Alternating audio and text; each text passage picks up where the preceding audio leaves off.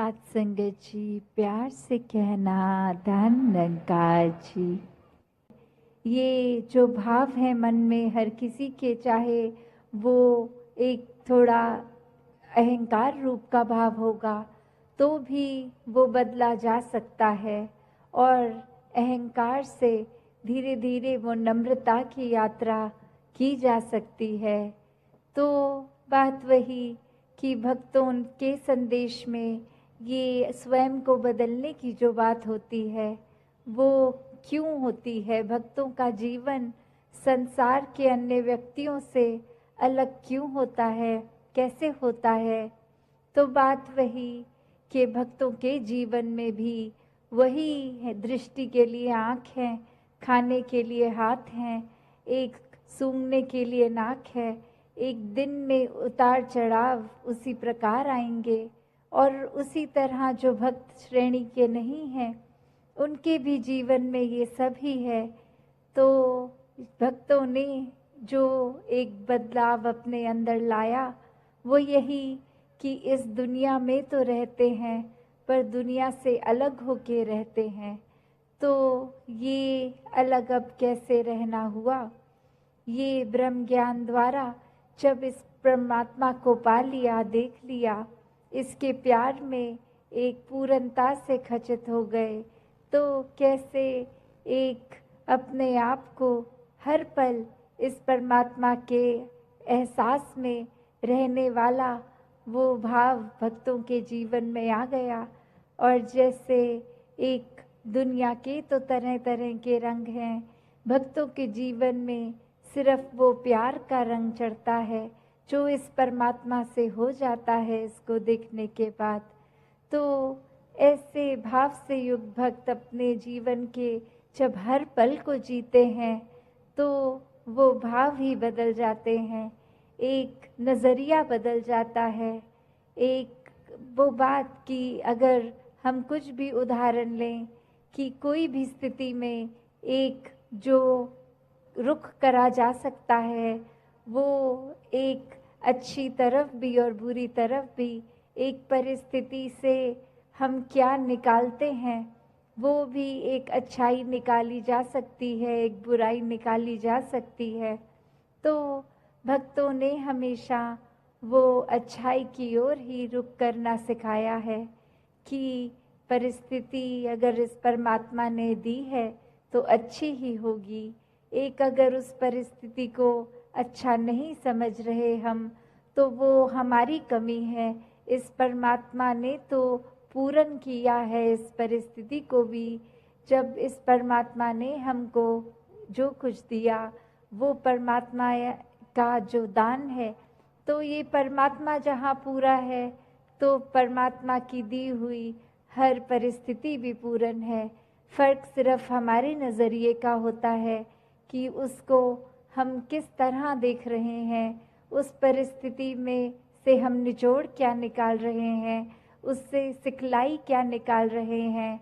क्या हम सिर्फ हमारे अनुसार कुछ नहीं हुआ तो उसके वजह से इस परमात्मा को ही कोस रहे हैं, या ये भी मान रहे हैं कि ये ही हमारे लिए बेस्ट है और कैसे इसमें वरदान छुपा हुआ है। तो एक ये नज़रिया भक्तों ने हमेशा से जो जिया कि आध्यात्मिक पहलू अपना हर किसी ने जहाँ एक बहुत ही उस नज़रिए का बनाना है कि जीवन में ये शरीर मिला है, ये मटीरियलिस्टिक वस्तुएं मिली हैं, घर बार रिश्तेदारी बहुत कुछ मिला है, तो क्या इसी में पूरा समय रहकर इस परमात्मा के लिए समय नहीं निकालना, या फिर एक चुनाव अपना है कि इस परमात्मा के प्यार के रंग में ऐसे रंगे जाएं कि कोई दुनियावी रंग फिर छू नहीं सकता।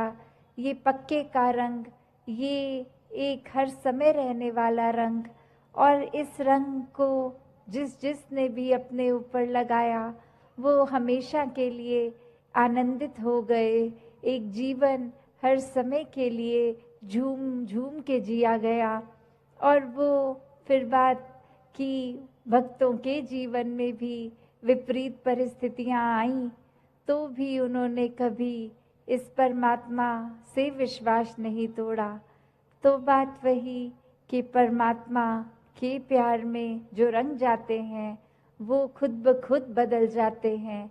एक सामाजिक रूप से चाहे रहन सहन वैसा ही रहेगा जैसे ये परमात्मा के प्यार से पहले का था, वो एक शक्ल आकार सब सेम रहेगा। सिर्फ और सिर्फ जो बदला जाएगा वो मन के भाव बदलते हैं। तो ऐसा ही बदलाव हर किसी के जीवन में मुबारक बदलाव होता है कि ये एक संसार में जितने भी अलग अलग प्रकार के चाहे इंसानों के साथ मुलाकात होनी और वो एक अलग अलग कल्चर बैकग्राउंड, दिखने में अलग, खान पान अलग, सब तरह से वो एक डाइवर्सिटी रूप, और कैसे वो होने के बावजूद भी सब परमात्मा के साथ जो एकत्व के बंधन में हैं, तो हर एक को एक दूसरे में परमात्मा ही नज़र आता है। और कैसे फिर एक ये एकत्व ही दिल पे हर समय का, और उससे फिर कोई किसी में फ़र्क नहीं दिखता, कोई ऊंच नीच जाति पाति प्रांति कुछ भी फ़र्क नहीं, सब अपने हैं, सब ही पूजनीय हैं। तो कैसे ये परमात्मा का वास तो पूरी सृष्टि के कण कण में है, और वहीं जो हर किसी में भी, और यही परमात्मा को देखना ब्रह्म ज्ञान है कि इस परमात्मा को जब हर समय के लिए ये दिखाई देगा कि हर जगह ही मौजूद है, तो फिर एक जहाँ अपनी भी चेतनता जाग उठेगी। एक जो सच्ची दात है, जो भक्तों ने युगों युगों से समझाई है कि दुनिया भी एक दौलत तो आज है कल नहीं, इसने बदल जाना है, एक माया का रूप बदल जाना है, घर परिवार सोसाइटी सब बदल जाएगा, पर सिर्फ और सिर्फ एक चीज़ जो अपनी जगह में कायम दायम शुरू से थी, अभी भी है, और ये संसार खत्म होने पे भी रह जाएगी, तो वो बस ये परमात्मा, ये निराकार है।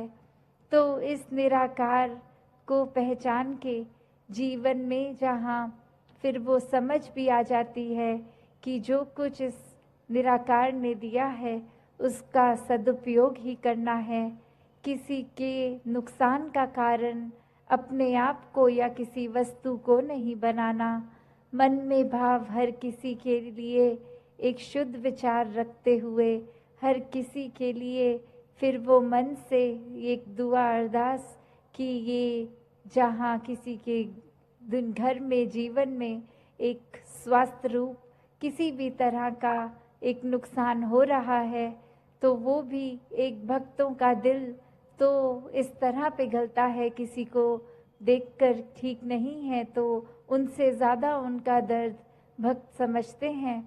तो कैसे ऐसे वाले जीवन को मुबारकबाद जीवन कहा जाता है।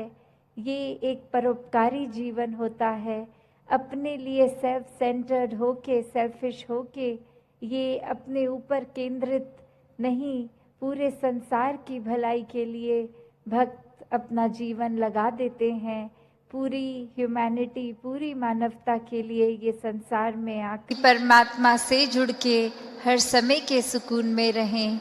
और अब अगर आगे सोचें कि ये ब्रह्म ज्ञान भी जीवन में आ गया, एक निराकार के एहसास में भी रहने लगे, सेवा सुमिरन सत्संग भी करने लगे, पर एक मन का बदलाव अगर नहीं है तो फिर ये ज्ञान भी मन में नहीं टिकता।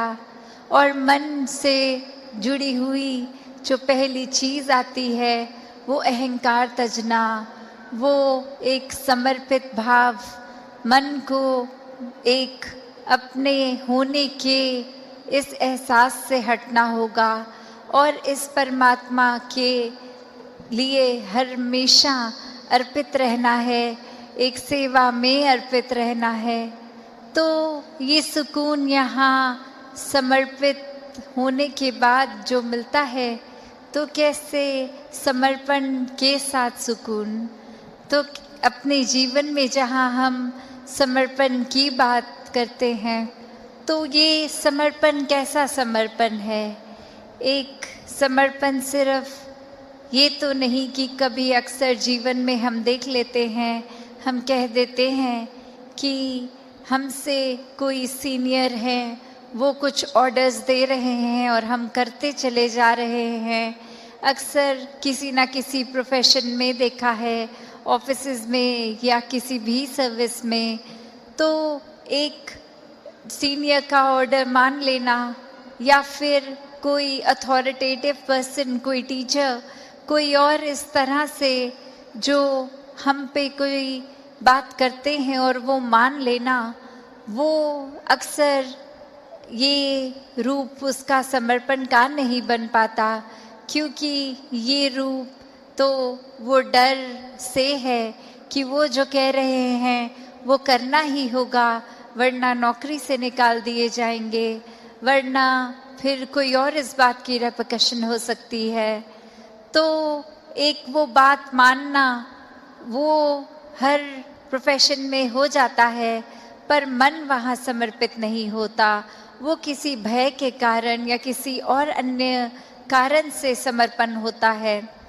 तो यहाँ समर्पण होना मतलब एक दिल में प्रेम को रखते हुए प्रेम से समर्पित होना, ये प्यार से अपने आप को खोकर सिर्फ इस परमात्मा का होकर, ये समर्पित भाव मन का अगर इस तरह का समर्पण है तो वो मुबारक समर्पण है।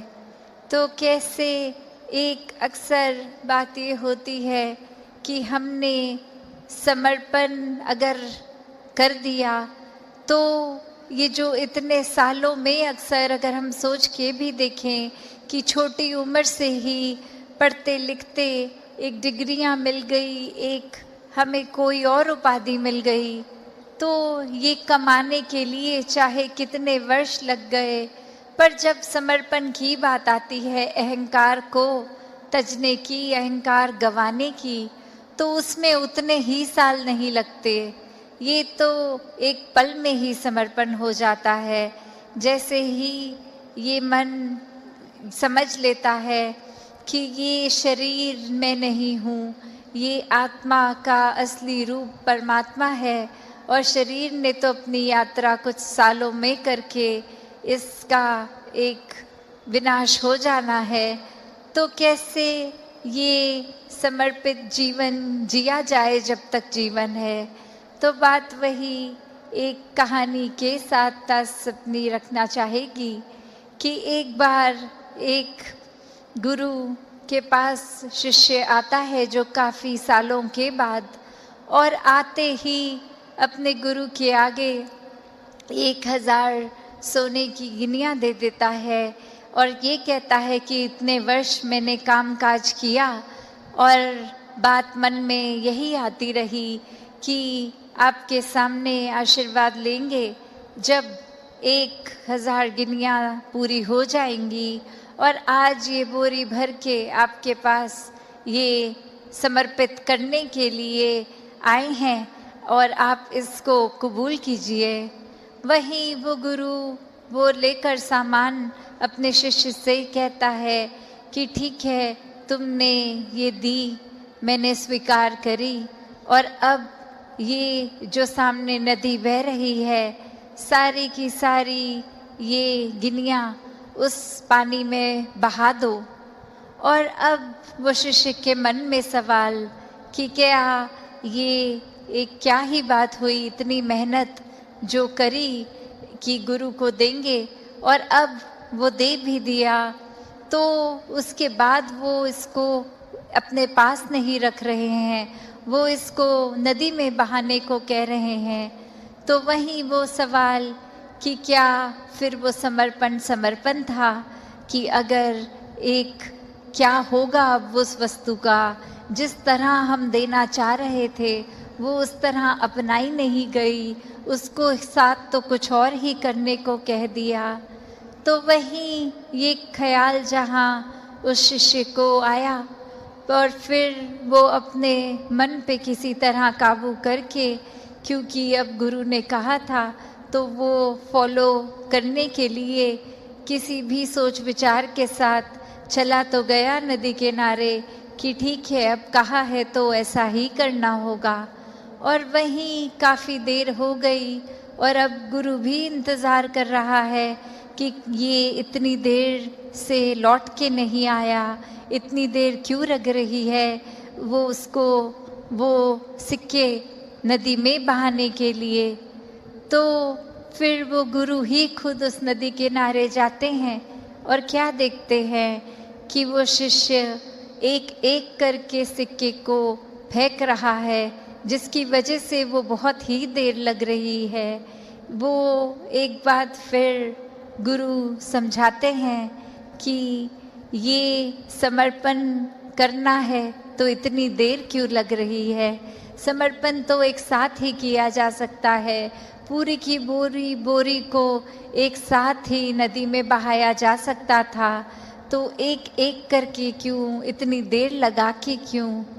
तो ये कहानी में तो ये मन की अवस्था ही है कि हम किस तरह एक अपने मन को इस तरह मान लेते हैं कि कोई अटैचमेंट हो गई, कोई और कारण से अगर ये लगा कि कुछ वस्तुएं इकट्ठी हो गई हैं, कोई उपाधियां मिल गई हैं, या कहीं अपने मोहल्ले में, अपने दायरे में बहुत नाम कमा लिया है, एक हमारा कुछ औहदा, कुछ रिस्पेक्ट बन गई है, एक तरह के हम सेलिब्रिटी बन गए हैं, कुछ 2-4 लोग हमें जान गए हैं, तो ये एक इम्पॉर्टेंट होने का अहंकार या कोई और तरह का अहंकार ये मन में घर कर लेता है।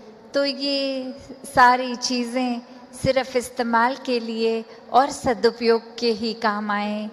दातार हर एक पे कृपा करे कि सुकून जीवन में सबके भरा रहे, सेवा भाव, एक समर्पित मन, इस तरह का जीवन हर कोई जीता जाए। साथ संगत जी, धान नंकाज। एक विचारधारा बना ली जो हमारे लिए भी नुकसानदेह है, औरों के लिए भी नुकसानदेह है, तो बात वही की कमी रोशनी की तो नहीं है। ये सेवा सुमिरन सत्संग रूप भी ये पूरा है, और कैसे हम कितना ही निराकार का सहारा ले रहे हैं, वो रोशनी तो हर समय की ये है। बस हमारा ये कर्म क्या वो किया जा रहा है, क्या ये मन का रिश्ता इस निराकार से, इसके एहसास में रहते हुए जोड़ा जा रहा है।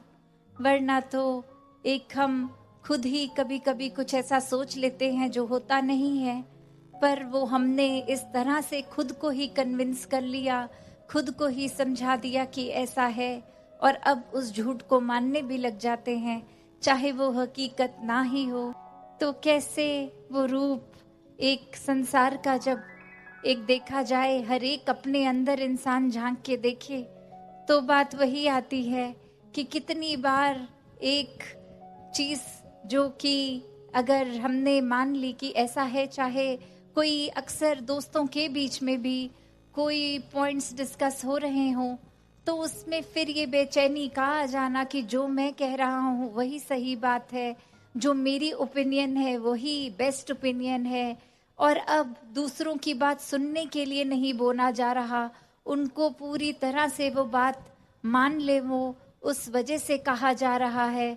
और वो फिर एक बात ये भी नहीं इंसान सोच रहा कि मैं दूसरे की भी तो बात सुन लूं, क्या पता मुझे उसके बाद अपना ही पॉइंट ऑफ व्यू गलत लगे, क्या पता वो इतनी सयानी बात बोलें जहां मुझे ही रियलाइज हो जाए कि मैं ही ऑल दिस वाइल गलत था।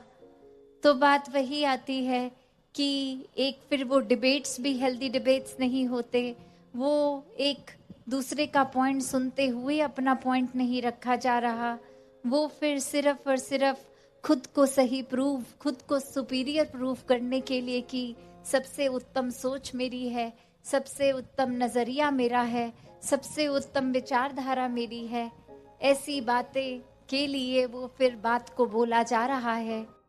तो ऐसा जीवन हर कोई जीता जला जाए। ये सेवा सुमिरन सत्संग को आधार बनाकर निराकार पे पूरा विश्वास करते हुए अपने जीवन को आगे चलाते जाएं।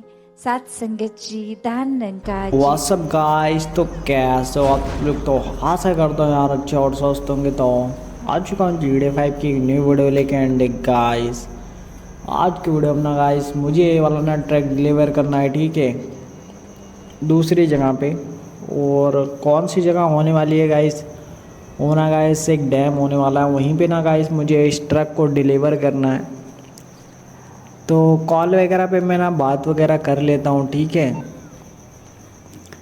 लोकेशन वगैरह भी मंगवा लेता हूँ कि किस रास्ते से जाना है और किस रास्ते से नहीं। तब मैं ना सोचता हूँ कि गाइस साथ में ना फ्रैंकलिन को भी लेवा के चलता हूँ, ठीक है, क्योंकि गाइस फ्रैंकलिन अपने साथ साथ रहता है तो ठीक ही लगता है। और भाई फ्रैंकलिन रहता तो ठीक ही ठाक लगता है। तो मैं ना अभी बैठ जाता हूँ फटाफट से ट्रक में और भाई निकलता हूँ यहाँ से, ठीक है, मस्त साउंड वगैरह कर देता हूँ म्यूट। और भाई मतलब ना ट्रक तो बहुत बड़ा है, पता नहीं क्या है ट्रक में। और मुझे ना गाइस डैम पे छोड़ने के लिए बोला गया है, तो मैं ना वहीं पे छोड़ने वाला हूँ। और लोकेशन वगैरह भी आ चुकी थी, मुझे किस तरह से जाना था और किस रोड से जाना था किस रोड से नहीं, तो मुझे पता चल गया था, ठीक है। और ट्रक वगैरह ना मैं तो कुछ तेज़ ही ताज चला दे रहा था भाई, तो कुछ गड़बड़ ही हो जा रहा था। ट्रक अगर मैं तेज़ चलाता तो गाइस पलट ही जाता, तो समझ रहे हो ना भाई, फिर नुकसान हो जाता। मैंने अभी फ्रैंकलिन के घर की लोकेशन वगैरह लगा ली है, तो मुझे ना वहीं पे चलना पड़ेगा, ठीक है। और यहाँ से जाने के लिए ना गाइस बहुत ही ज़्यादा दूर है, तो मुझे ना काफ़ी समस्याओं का देखनी पड़ेगी, ठीक है, समस्या देखनी पड़ेगी, क्योंकि गाइस ट्रक बहुत बड़ा है भाई और रोड बहुत ही छोटा है। तो इस हिसाब से गाइस समस्या देखनी पड़ेगी। अभी तो अंदर बहुत जाना है मुझे, तो समझ ही रहे हो भाई कितनी समस्या देखनी पड़ेगी। तो चलो गाइस अभी ना फटाफट से चलता हूँ भाई फ्रैंकलिन के घर पे, ठीक है, क्योंकि गाइस अभी बहुत ही ज़्यादा अंदर से मुझे जाना था। तो मैं ना अभी आ चुका हूँ फ्रैंकलिन के घर के थोड़े से दूर पर ही हूँ। तो मैं ना अभी गाइस पहुँचने ही वाला हूँ, जस्ट यहाँ से ऊपर की तरफ लेना है भाई ट्रक को, और भाई पहुँच ही गया मैं। अभी ना गाइस फ्रैंकलिन का वेट करता हूँ भाई, बट बाहर नहीं आता वो, तो मैं समझ जाता हूँ कि गाइस से ना घर पे है ही नहीं, कहीं घूमने जा रखा है। तो मैं ना कॉल निकालता हूँ, फटाफट से कॉल लगाता हूँ उसे कि भाई है कहाँ पे तू। तो बताता है मेरे को भाई मैं इस वाली जगह पे हूँ, तू ना आ जा फटाफट से। तो मैं ना गाइस फटाफट से आ जाता हूँ और बैठाता हूँ भाई उसको ट्रक में और लेके निकलता हूँ गाइस। ट्रक को जहाँ पे डिलीवर करना है वहीं पे निकलता हूँ, ठीक है। तो फाइनली ना गाइस अभी यहाँ से मुझे ना भाई हाईवे की तरफ निकलना पड़ेगा, ठीक है, पहले ये गाइस हाईवे की तरफ ही जाना पड़ेगा, तभी ना गाइस रोड में मिलेगा हमें डैम की तरफ जाने के लिए। तो गाइस नीचे की तरफ हाईवे है, तो मुझे यहाँ से सीधे जाना पड़ेगा। अगर गाइस बाइक वगैरह रहती तो मैं यहीं से भाई कूदा देता हाईवे पे, बट गाइस बाइक वगैरह तो है नहीं। अगर ट्रक वगैरह को भाई उतारता हूँ तो भाई पूरा ही पलटी हो जाने वाला है। देख रहे हो, मतलब थोड़ी सी स्पीड क्या बढ़ा रहा हूँ भाई, मतलब पूरा लहरने लग जा रहे हैं। और कार वगैरह वाले तो गाइस अलग ही परेशान कर रहे हैं मुझे। चलो गाइस अभी मैं यहाँ से टर्न लेता हूँ भाई, सीधा निकलता हूँ हाईवे पे। और मैं ना रॉन्ग वे साइड से जा रहा हूँ, क्योंकि गाइस आगे से मुझे घूम के जाना था, वरना गाइस मैं रॉन्ग वे साइड से जा रहा हूँ, तो ऐसी कोई दिक्कत है नहीं। तो चलो गाइस अभी ना भाई वहाँ से घूम जाऊँगा और आ चुका हूँ गाइस, सही आ चुका हूँ अपनी साइड पे, ठीक है। और अभी ना यहाँ से मुझे पहाड़ों पे जाना है, ठीक है, पहाड़ से ही गाइस वो डैम का रास्ता गया है, तो यहीं से मुझे जाना पड़ेगा। और भाई गाड़ी वगैरह चलाने में ना गाइस बहुत ही ज़्यादा मज़ा आ रहा था, मतलब कि ट्रैक ड्राइव करने में बहुत ही ज़्यादा मज़ा आ रहा था मुझे, कुछ बता नहीं सकता गाइस, इतना मज़ा आ रहा था ड्राइव करने में मुझे। और धूल वगैरह जो गाइस उड़ रही है ना एकदम रियलिस्टिक लग रही थी, तो मुझे ना और भी ज़्यादा मज़ा आ रहा था इसे ना ड्राइव करके। तो मैं ना गाइस मस्त अपना ड्राइव कर रहा होता हूँ, और भाई देख ही सकते हो। और पहाड़ वगैरह पे चलाने की गाइस ना अलग ही मज़े आते हैं। मैं ना गाइस अभी पहुंच ही चुका हूँ, ठीक है। बाकी ये देख सकते हो नदी वगैरह यही जाती है आगे की तरफ, और भाई आगे की तरफ डैम है और काफ़ी बड़ी नदी है भाई। अगर ये खोल दिया जाए तो लॉस सैंटोस ना गाइस डूब जाएगा मेरे हिसाब से, शायद से डूब जाएगा, पता नहीं गाइस डूबेगा कि नहीं, मुझे खुद नहीं पता। और भाई यहाँ से ना पानी वगैरह का पाइप कनेक्शन भी जा रखा है गाइस, सामने की तरफ डैम वगैरह है, रास्ता ना यहाँ से घूम के गया है। तो थोड़ा सा गाइस प्रॉब्लम है यहाँ से घुमाने में खैर वगैरह को। और यहाँ से ना गाइस बिजली का खंभा भी गया है, आप लोग अगर नोटिस कर रहे होंगे तो देख सकते हैं बिजली का खंभा भी जा रखा है। और यही ना गाइस वो रिवर है, रिवर या नदी कुछ भी बोल सकते हो। और भाई यही है और सामने की तरफ डैम रहा। तो गाइस मुझे ना यहीं पे करना है डिलीवर इस ट्रक को, और यहाँ से ना गाइस मुझे निकल जाना है सीधे। भाई यहाँ पे देख सकते हो ट्रक वगैरह साथ से आगे की तरफ डिलीवर करना है मेरे हिसाब से। तो मुझे ना उस साइड खड़ा करना पड़ेगा, तो चलो उस साइड खड़ा करता हूँ फटाफट से ट्रक वगैरह को। तो चलो गाइस मैं ना अभी इस साइड ट्रक वगैरह को लेके आ चुका हूँ। तो यहीं पे ना गाइस मुझे ऑर्डर दिया गया था कि ट्रक वगैरह को खड़ा करना है, तो मैं ना यहीं पे खड़ा कर देता हूँ।